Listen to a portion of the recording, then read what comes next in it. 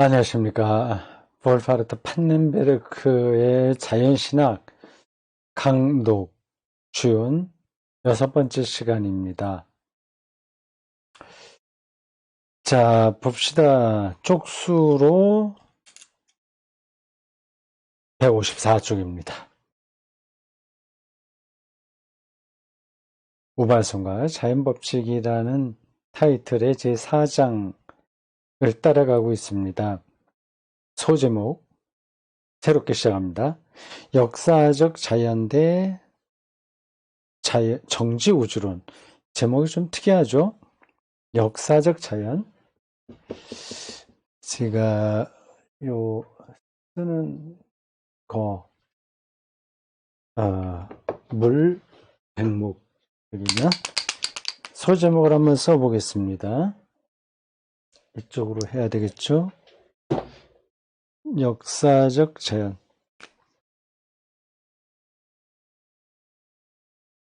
역사적 자연. vs. 이건 뭐 대예요. 뭐, 대.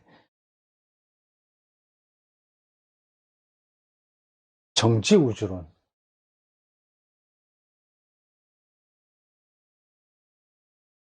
이렇게 됐습니다. 보이죠?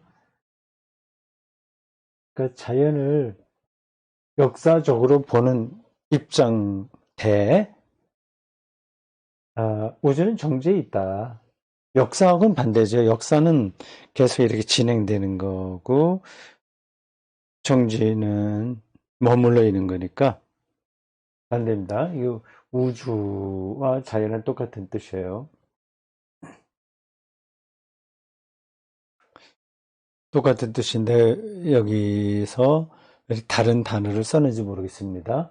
역사적 자연 대 정지 자연 이렇게 하든지 역사적 우주론 대 정지 우주론 이렇게 했어도 되는데 자연과 우주를 이렇게 구별해서 쓴 걸 보면 어떤 다른 뜻이 있는가 하는 생각이 들긴 합니다. 잘 모르겠어요. 일단 이게 어떤 뜻인지는 대충 알겠습니다. 이 자연을 역사적으로 보는 관점, 변화되는 거예요. 흘러가는 거예요. 그런 게 하나 있고 이게 멈춰 있는 것, 원래 그대로 있는 것, 그 안에서 움직이는 것. 옛날에는 다 그렇게 생각했습니다. 이 자연, 이거는 원래 그렇게 말 그대로 자연 그대로 있는 것, 영원하게 그대로 있는 것, 이렇게 생각했습니다. 그래서 사람들 다 그렇게 생각했죠. 그래서 코스모스라고 하죠. 이에 반해서 그 히브리 사람들은 하나님이 이 자연을 창조했다. 그러니까 시작이 있다 이렇게 한 거예요. 그리스 사람들에게는 시작이 없어요. 자연에. 히브리 사람들에게는 시작이 있습니다. 근데 지금 물리학이 발전하니까 이제는 옛날에 그리스식의 자연이에 그냥 그대로 있었던 거, 자연, 그게 지지받았다가 지금은 시작이 있는 자연이에 빅뱅으로 표현되는 그 자연이해가 더 설득력 있습니다. 이런 말이죠. 자연과학이 발달하면 발달할수록 성서가 보는 세계관은 더 명확한 것으로 드러날 수 있다. 그 얘기입니다. 자신감을 가져도 좋아요. 우리 기독교인들이요. 물리학에 대해서 거부감 느낄 것도 없습니다. 자, 그런 걸 바탕에 놓고 한번 이걸 따라가 보겠습니다. 제가 간단한 설명을 잘 했는지 모르겠습니다. 판넨베르크가 이 문제를 어떻게 풀어가는지 보겠습니다. 갑자기 이 소제목이 왜 나왔냐, 그거를 지금 뭐 또 설명할 필요가 없죠? 됐습니다. 우발성, 역사성, 두루두루 다 연관되는 이야기입니다. 엔트로피, 대폭발, 자연사, 자연의 역사, 이미 앞에 나왔네요. 앞에 소제목이에요. 자, 이번 나오는 소제목 따라가겠습니다. 비가역적인 과정에서 유일적인 거라는 말과 유일성이라는 말과 비가역성이라는 말을 갖다 생각하시면 됩니다. 돌아갈 수 없으니까 그건 딱 한 번 있는 거죠. 비가역적인 과정에서 연원하는 유일무이한 자연사 개념은 여기 나오네요. 유일무이, 유일성, 비가역성, 유일성. 그러니까 유일무이한 자연사 개념은 이라고 하는 이 표현에서 유일무이한이라고 하는 것은 자연에 들어간 게 아니라 역사에 붙는 겁니다. 자연의 역사, 유일무이한 자연의 역사. 바이제거의 설명 모델에서 설명되고 있듯이 38번 각주 보겠습니다. 바이체커 모델은 파넨베르크가 많이 도움을 받은 물리학자이네요. 바이체커. 우주 곧 코스모스를 진화론적으로 해석하고 있는 부류로 분류될 수 있는데, 그죠?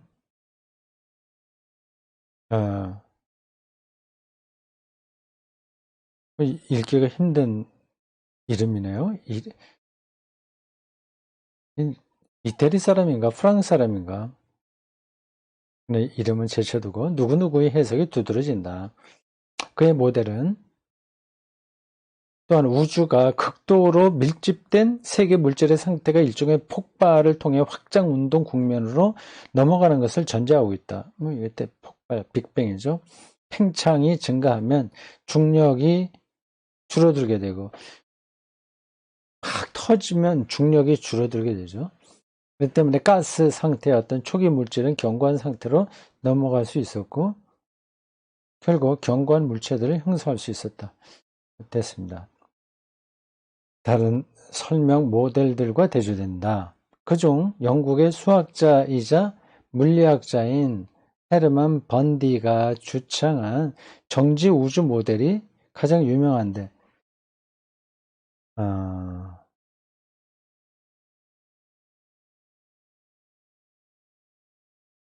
그게 요 정지 우주 모델이 바이체커가 주장하는 거하고 반대된다는 뜻이죠.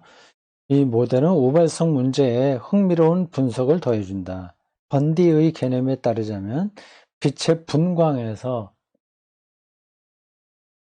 적색 편의 현상과 적색 편의, 레드 쉬프트 현상과 그로부터 제시되는 항성계가 서로로부터 점차 멀어지는 현상을 각 시점에서 보편적으로 동일한 상태를 유지하는 우주 모델 개념과 결합하는 것이 전적으로 가능하다. 가능한다가 아니라 가능하다. 물론 그 우주 개념에서도 그 우주의 개별 부분들은 별들과 은하들은 나이를 먹는다. 모델이라고 하는 표현들이 반복되고 있습니다. 우리가 아직 그거를 다 알지 못하기 때문에 이런 모델, 저런 모델. 예를 들자면 우주를 옛날 사람들은 하늘과 땅과 지하 3층천의 모델로 봤잖아요. 이게 모델입니다. 그런 걸 가리키는 거예요. 아직 우리가 다 알지 못하니까 학자들이 우주는 이러한 형태로 돼 있을 거다라고 하는 거를 그냥 직관으로는 안 하고 어떤 증거를 통해서 설명하고 있죠. 근데 증거와 직관이 서로 결합되어 있죠. 물론 그 우주 개념에도 그 우주의 개별 부분들은 나이를 먹는다. 번디는 우주의 정지 상태를 세계 공간 속에서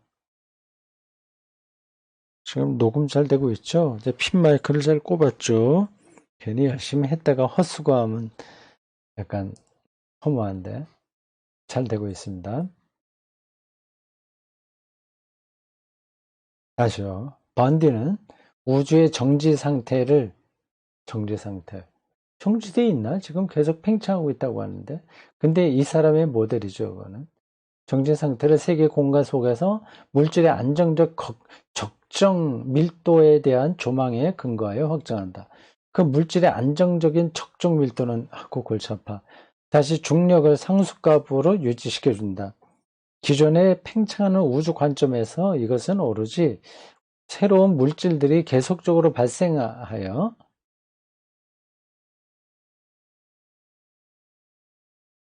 이 각주 넘어가겠습니다. 40번. 새로운 항성들과 은하들로 응축된다는 조건에서만 상승할 수 있는 일이다. 그러한 가정은 물질의 보존 원리를 위반한다. 그러나 그 위반 정도는 양쪽으로 아주 경미해서 보존 원리는 일상의 경험에서는 그대로 타당한 것으로 유지된다. 그 위반은 보존 원리를 단지 근사치를 공식화한 것으로 격화시킬 뿐이다.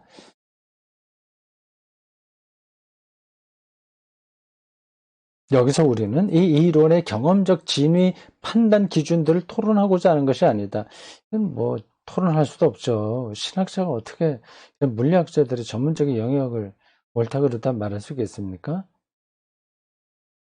몰라요. 파넨베르크는 할 수 있나? 하지만 번디가 강조하듯이 그의 논제가 갖는 과학적 공헌은 바로 이 진위 판단 기준을 공식화했다는 데 있다. 그 42번 각준 한번 읽어봐야 되겠네요. 이 이론의 경험적 진위 판단 기준들. 이게 번디가 말하는 그 이론을 우리가 경험할 수 있는지 아닌지 그 기준이 뭐냐 하는 논점입니다. 각주 42번이에요. 번디에 따르면 이 판단 기준들 혹은 시험들의 가장 중요한 것은 첫째, 항성계들의 구조는 우리로부터 그들 간의 거리와 무관해야 하며 멀리 떨어진 개들의 숫자가 진화론적 모델들이 가져가는 것보다 작아야만 하고 대체 새로운 개들이 시스템이라는 단어인데 새로운 시스템, 개, 뭐 항, 뭐 이것저것 하여튼 범주들을 가리키는데 그걸 설명할 자신이 없네요.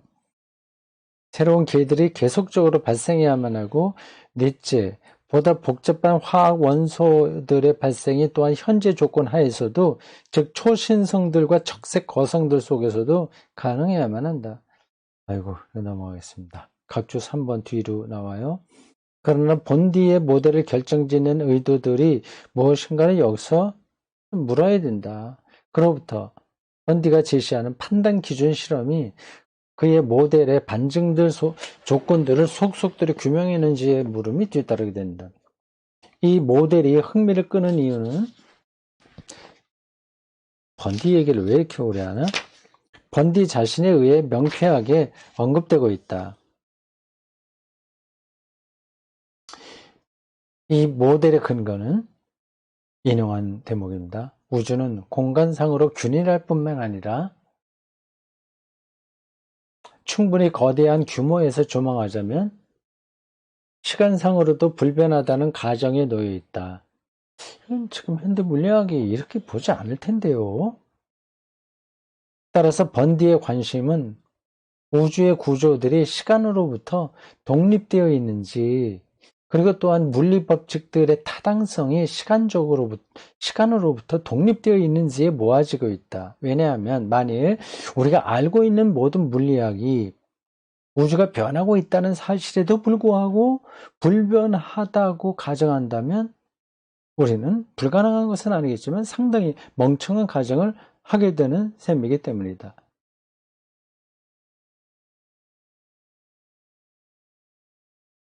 만일 우리가 시간을 배제한 채 자연 법칙들의 타당성을 주장하고자 한다면 우리는 번디처럼 우주의 구조가 언제나 동일하다고 가정해야만 할 것이다. 그러겠죠.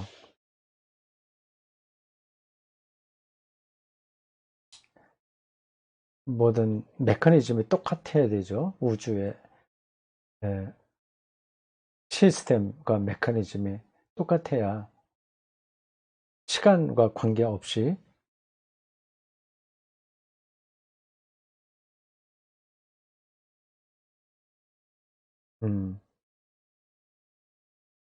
그렇게 봐야 되겠죠. 하지만 번디는 이러한 추론에 만족하지 않는다. 그런 거죠. 균일성과 아셀이 가장 자연스럽고 그럴듯한 가정이라고 확신한다. 균일성. 우주 전체가 다 이렇게 차이가 없이 균일하다?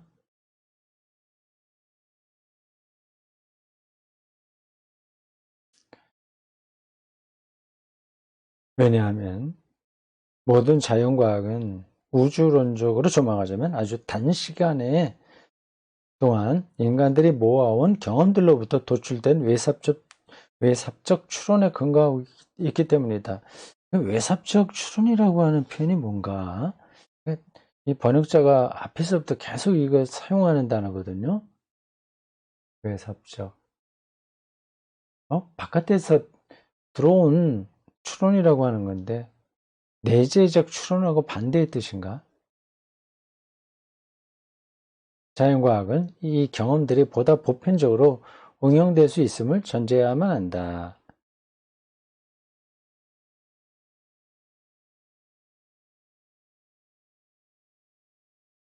각주 47번. 왜냐하면 모든 우리의 과학은 우주론적으로 말하자면 아주 짧은 시간 동안 아주 협소한 지역에 대해서만 배워왔다. 그렇죠. 우리가 알고 있어봐야 뭐 얼마나 우주 전체 크기에 비해서 작은 거겠습니까? 만약 우리가 알고 있는 우주가 전형적인 시간과 공간의 모습을 가지고 있는 것이 아니라면, 우리가 알고 있는 그대로의 시간과 공간이 아니라면 우리의 과학이 우주 내 어떤 다른 곳, 다른 시간에 응용될 수 있는지에 대해 상당히 확신할 수 없게 된다. 당연히 그렇죠. 우리 한반도에서 생활하는 거하고 시베리아 아주 추운 그곳에서 생활하는 게 이걸 기준이 다른 거잖아요. 평균 기온 15도에서의 삶과 평균 뭐 0도쯤 되는 데서 사는 건 완전히 다르겠죠. 이런 외삽적 추론. 그러니까 다 거기 가보지도 않고 이 부분만 안 상태에서 이걸로 다른 것까지 다 판단하려고 하는 추론. 이건 외삽적 추론이라고 하는 것 같아요. 아니, 그 안으로 들어가지 않은 상태에서 바깥에서 바라보는 추론, 내 가능성을 확신할 때만 우리는 관찰 실험을 통한 예측들을 보다 더 낮게 만들어갈 수 있다는 문장이 계속 이어지면서 확신은 점점 없어진다. 이제 그게 만약에 다르다고 한다면 외삽적인 추론으로만 끝나게 된다면, 그러니까 우리 지금 방금 제가 예로 든 것처럼 평균 15도에서 생활하는 삶의 방식만 갖고 시베리아로 직접 가보지 않은 상태에서 거기도 우리와 똑같이 살 거다, 방식이, 살아가는 방식이. 그렇게 얘기하면 뭐 확신이 흔들리는 거죠.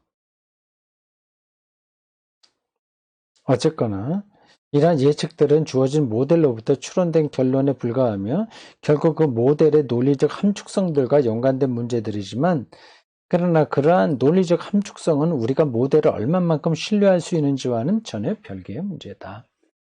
아주 엄정한 이론, 논리, 실험을 통해서 접근한다고 하더라도 결국은 그것은 그 모델이 옳다는 근거가 되지 못한다. 그런 거죠.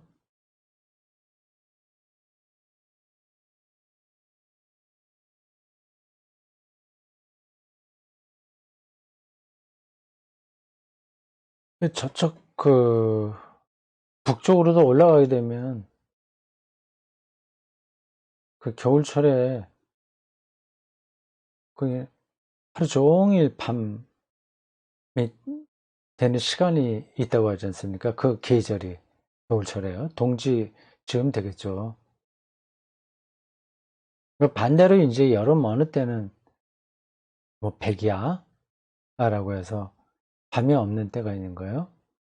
근데 거기도 인간이 사니까 우리가 지금 여기 한반도에 사는 그런 것만 갖고 거기도 우리가 아무리 거기도 우리가 똑같은 인간이 산다고 하더라도 그래서 그 인간이라면 아침에 몇 시에 일어나고 또 뭐 밥을 어떻게 먹고 그리고 건강이 어떻고 뭐 운동을 어떻게 하고 그런 것들을 말할 수 있긴 있으나 그 상황이 다르면 그 낮의 길이와 밤의 길이 이런 것들이 완전히 다른 곳이라고 한다면 삶의 패턴은 또 달라지는 거 아니겠어요? 대충 뭐 그렇게 생각하시면 될 것 같습니다. 우주가 하도 넓은데 우리의 일부의 실험 결과만 갖고 우주 모델을 정할 수 있냐 그런 얘기 같습니다. 위의 삽적 추론이 지닌 최소한의 중요한 발견적 중요성은 논쟁의 여지가 없다. 그러나 번디가 실제로 모든 면에서 그의 모델을 현재 경험의 일반화를 통해 발전시켰는가? 경험은 번디가 제시하고 있는 것과 같은 시간을 가르쳐 주지 않는다. 아니 보다 정확하게 말해서 시점상의 차이들은 중요한 것이 아니다. 그런데 고전 자연과학은 그와 같은 차이들을 통해 추상화되었다. 그리고 연력학 이 법칙의 수립 이후 고전 물리학 공식들은 특성상 시간과 독립된다는 추론이 보다 명징하게 인식되어 왔다.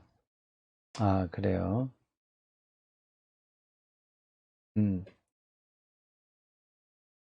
각주 48번은 지나갑니다.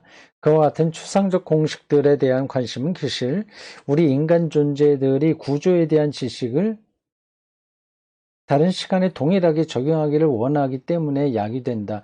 만약 시간상의 차이가 중요하지 않다면 파넨베르크에게는 시간상의 차이가 중요해요. 구조들에 대한 개 아니에요? 개 이게 구조, 시스템,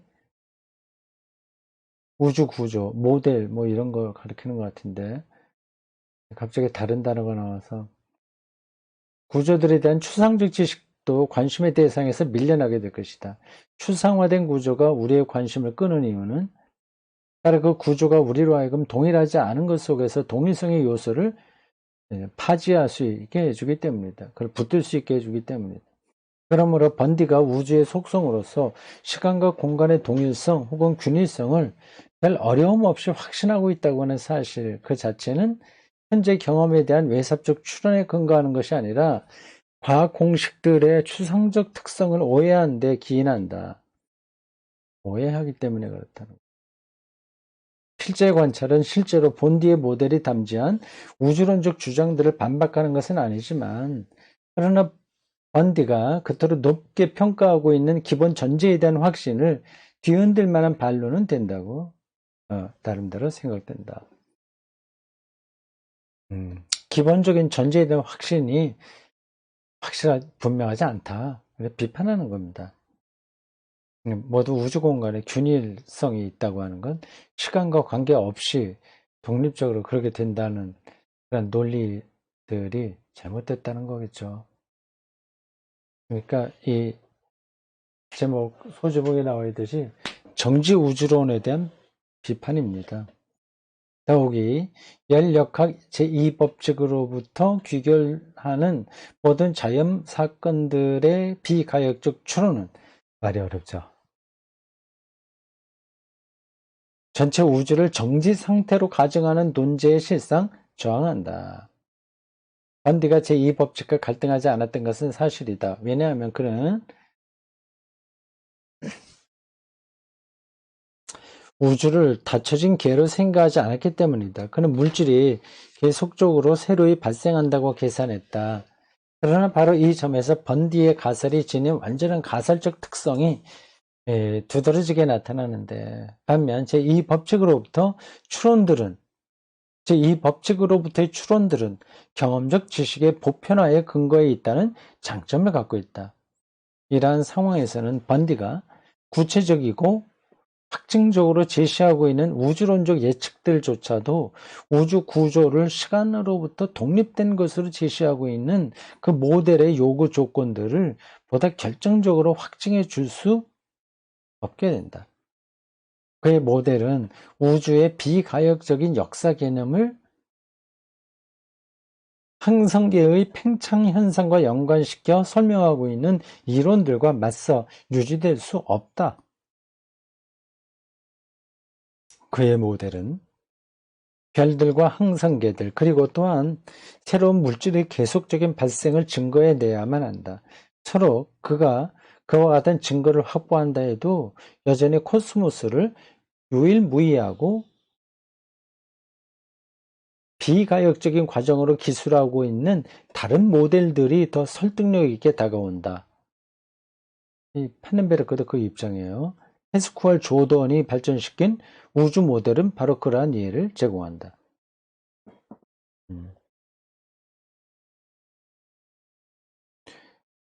이 사람 이야기를 뒤로 좀 하겠군요. 파스쿠알,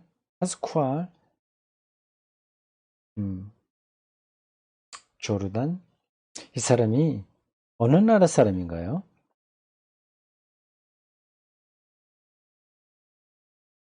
49번 각주를 보면 책 제목은 독일어로 되어 있습니다. 독일 사람인가요?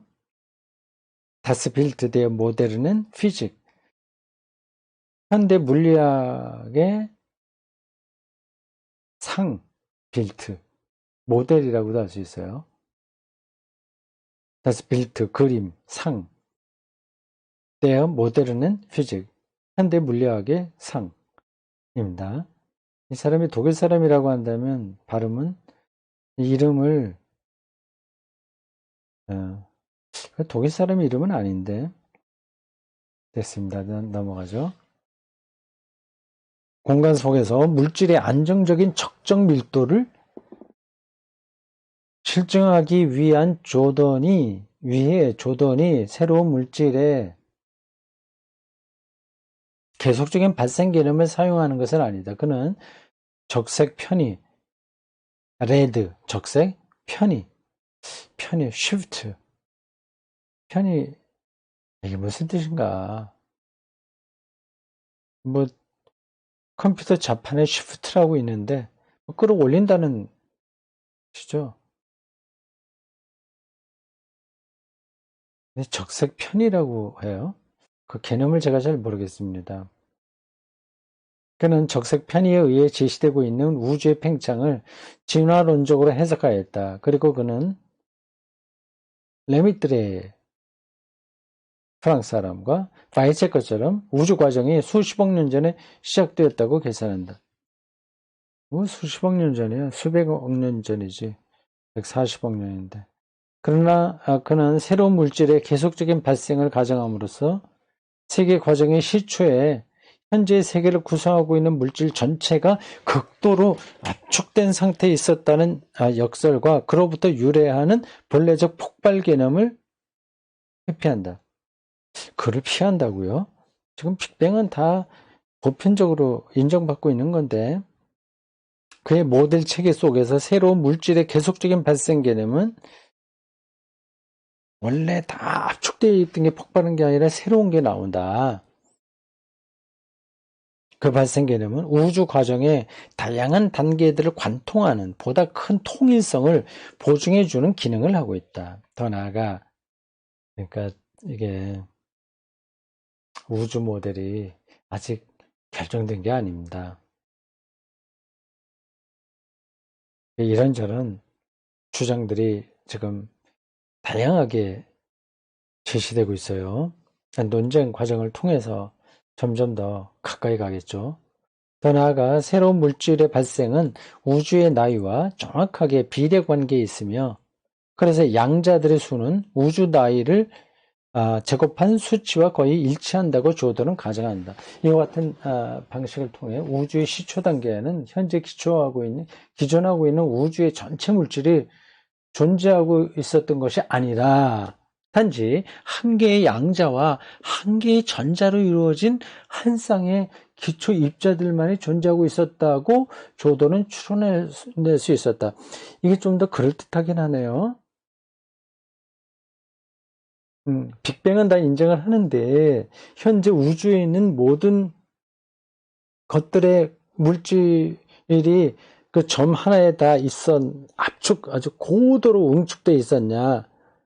보통 그렇게 생각하는데 조던은 그게 아니라 그냥 단지 하나 입자만 있었다. 그거 보네요.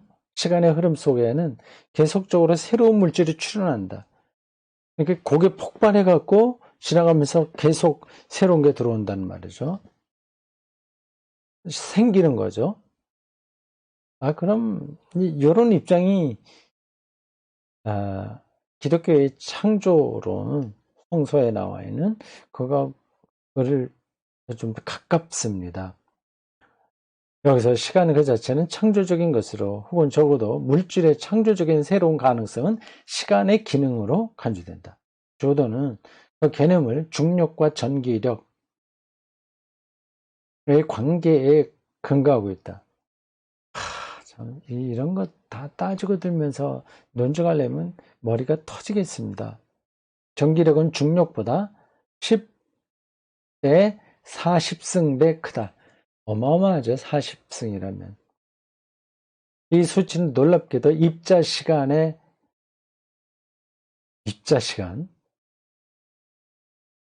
배수로 표현되는, 즉 빛이 한 전자의 직경을 통과하는 데 필요한 시간의 배수로 표현되는 현재 우주 나이와 정확하게 일치한다. 그래요? 그러므로 조던은 홀 디렉을 따라 기초 입자들 사이의 중력작용은 우주의 나이에 반비례하여 줄어든다고 주장한다. 자, 오늘 여기까지 할까요? 네, 완전히 여기는 물리학 설명입니다. 자연신학이 아니라 그 빅뱅을 중심으로 한 우주 모델에 대한 여러 학자들의 주장이 설명되고 있네요. 아이고, 골치 아프네요. 근데 뭐 또 재미있기도 합니다. 수고했습니다.